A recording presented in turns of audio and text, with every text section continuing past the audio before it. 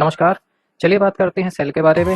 Cell जिसे हिंदी में कोशिका कहते हैं, वास्तविकता में यह है क्या, क्यों है और कैसे है।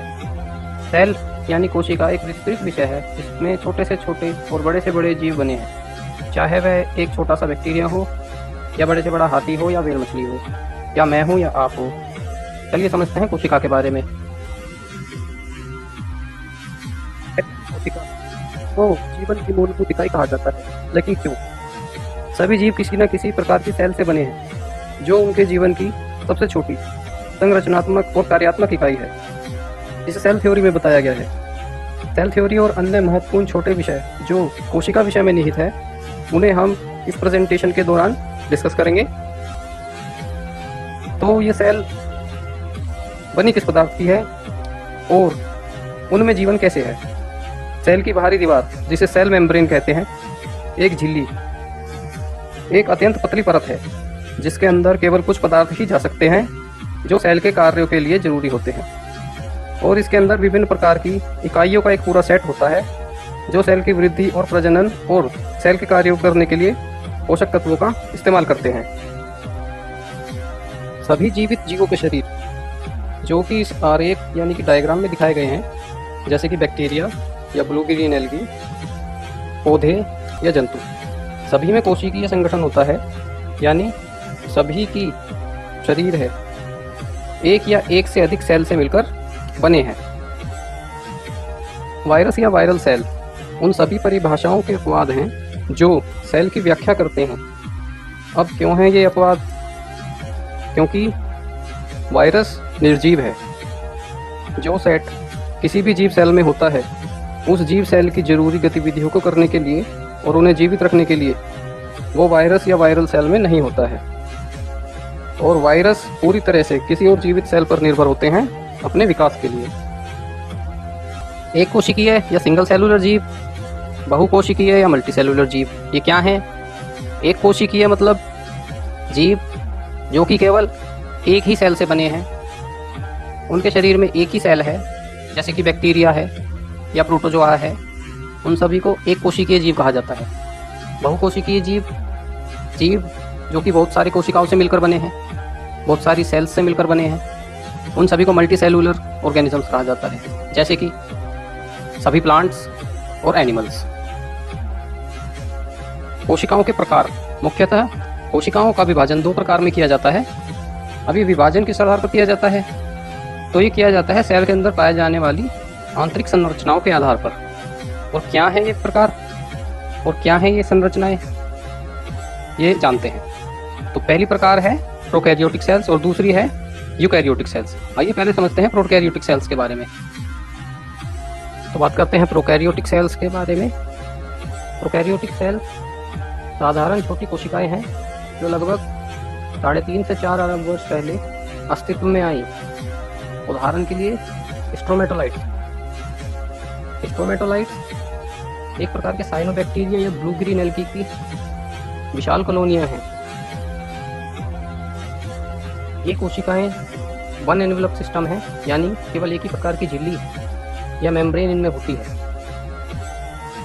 इनमें एक केंद्रक या न्यूक्लियस होता है जिसमें न्यूक्लियर प्रोटीन और जेनेटिक मटेरियल डीएनए या आरएनए होता है, और जो कि साइटोप्लाज्म से घिरा होता है। और ये सब एक मेम्ब्रेन में बांधे होता है।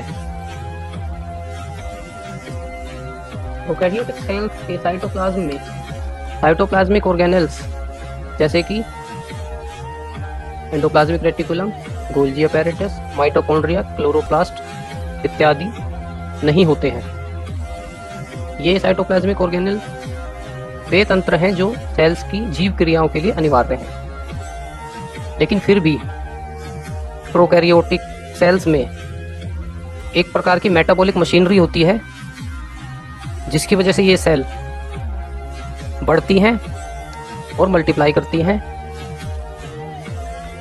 कैरियोटिक ऑर्गेनिजम्स में सबसे पहले बैक्टीरिया आते हैं, जो कि सबसे छोटे ऑर्गेनिजम्स हैं और सबसे पुराने हैं। उसके बाद आते हैं माइकोप्लाज्मा, इकोलाई या साइनोबैक्टीरिया, स्ट्रेप्टोकोकस, स्ट्रेप्टोमाइसिस, प्रोकैरियोट्स को किंगडम मोनेरा के अंदर रखा गया है, इसलिए इन्हें साधारण तौर पर मोनेरन्स कहा जाता है। इसमें बैक्टीरिया, साइनोबैक्टीरिया, जिन्हें ब्लू ग्रीन एल्गी भी कहा जाता है, माइकोप्लाज्मा या पीपीएलओ और स्पाइरोकीट्स और रिकेट्सिया टाइप के ऑर्गेनिजम्स होते हैं। इन्हें इसी मोनेरा ग्रुप में रखा गया है। प्रोकैरियोट्स में बैक्टीरिया जो हैं सबसे साधारण जीव हैं और सबसे आसानी से पाए जाने वाले जीव हैं। ये बैक्टीरिया लगभग सभी जगह पे पाए जाते हैं। इन्हें हॉट स्प्रिंग्स के अंदर या बड़े बड़े आइसबर्ग्स के नीचे भी पाया जाता है और इंसान की इंटेस्टाइन में भी इन्हें पाया जाता है, जैसे कि इकोलाई बैक्टीरिया। और इन्हें ज़मीन के बहुत नीचे भी पाया जाता है और पानी में भी बहुत नीचे पाया जाता है। इन्हें सबसे पहले एंटोन वॉन ल्यूवेनहोक ने 1675 में रिपोर्ट किया था।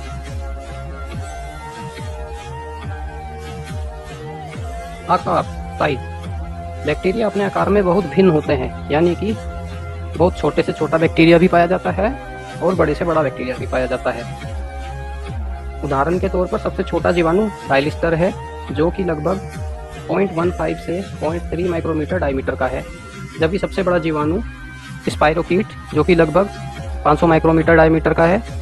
और आमतौर पर बैसिलस बैक्टीरिया का आकार 0.3 माइक्रोन से 15 माइक्रोन तक होता है। तो बैक्टीरिया को कई प्रकार की शेप्स में पाया जाता है। ईजे कोहान ने जीवाणुओं की निम्नलिखित 4 मूल आकृतियों को पहचाना, जिनमें की पहली है कोकस। ये गोलाकार आकार के जीवाणु होते हैं। ये मोनोकोकस, डिप्लोकोकस, टेट्राकोकस, स्ट्रेप्टोकोकस या स्टेफाइलोकोकस या सरसीना प्रकार में पाए जाते हैं। मोनोकोकस मतलब एक सिंगल सेल जो राउंड शेप की है। डिप्लोकोकस मतलब 2 राउंडेड शेप, 2 राउंडेड सेल्स आपस में जुड़ी हुई हैं। टेट्राकोकस मतलब 4 राउंडेड सेल्स आपस में जुड़ी हुई हैं। स्ट्रेप्टोकोकस मतलब कई सारी गोल सेल्स की एक चेन बनी हुई है। स्टेफाइलोकोकस जिसमें कि गोल सेल्स का एक पूरा गुच्छा बना हुआ होता है, या सार्सिना जिसमें 8 सेल्स होंगी गोल प्रकार की और आपस में जुड़ी हुई होंगी। तो दूसरी शेप है बैसिलस। ये रोड यानी कि छड़ी की आकार के बैक्टीरिया होते हैं। इन्हें भी मोनोकोकस, डिप्लोकोकस की तरह मोनोबैसिलस, डिप्लोबैसिलस, स्ट्रेप्टोबैसिलस आदि श्रेणियों में विभाजित किया हुआ है। जैसे कोकस के अंदर केवल एक बैक्टीरियल सेल होती थी गोल, बैसिलस के अंदर एक सेल होगी छड़ी के आकार की, डिप्लोबैसिलस के अंदर 2 छड़ी के आकार की सेल आपस में जुड़ी हुई होंगी। पैलिसेड बैसिलस के अंदर कई सारी रोड शेप सेल आपस में पैरेलल फॉर्म में जुड़ी हुई होंगी और स्ट्रेप्टोबैसिलस के अंदर कई सारी रोड शेप सेल एक दूसरे के छोर से जुड़ी हुई होंगी। अगली शेप है स्पिरिलियम और विब्रियो।